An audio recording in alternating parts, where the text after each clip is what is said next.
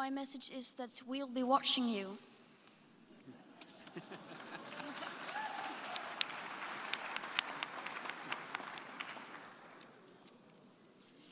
This is all wrong. I shouldn't be up here. I should be back in school on the other side of the ocean.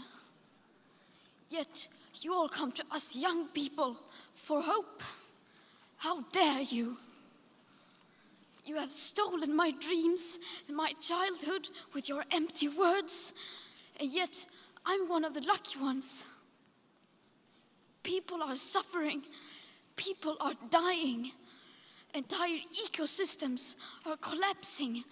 We are in the beginning of a mass extinction, and all you can talk about is money and fairy tales of eternal economic growth. How dare you?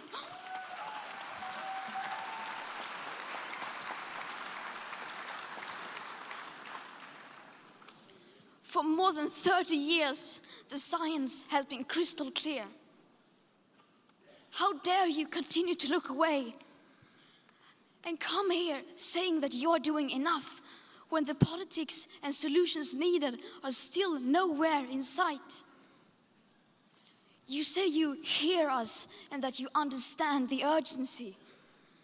But no matter how sad and angry I am, I do not want to believe that. Because if you really understood the situation and still kept on failing to act, then you would be evil, and that I refuse to believe.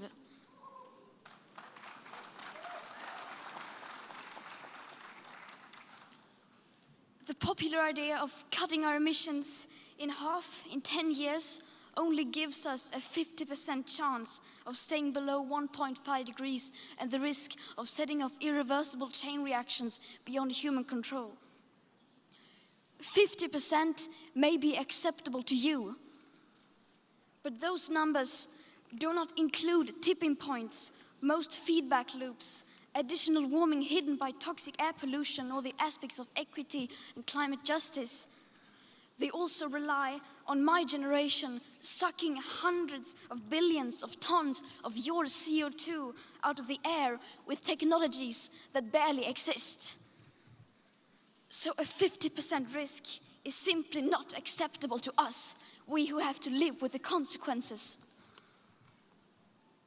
To have a 67% chance of staying below a 1.5 degrees of global temperature rise, the best odds given by the IPCC, the world had 420 gigatons of CO2 left to emit back on January 1st, 2018.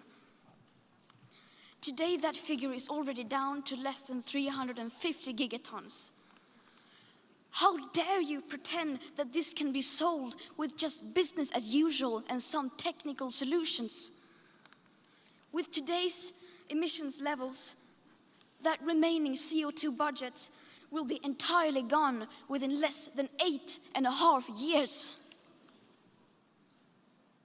There will not be any solutions or plans presented in line with these figures here today, because these numbers are too uncomfortable and you are still not mature enough to tell it like it is.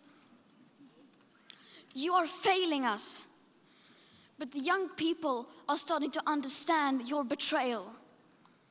The eyes of all future generations are upon you. And if you choose to fail us, I say we will never forgive you.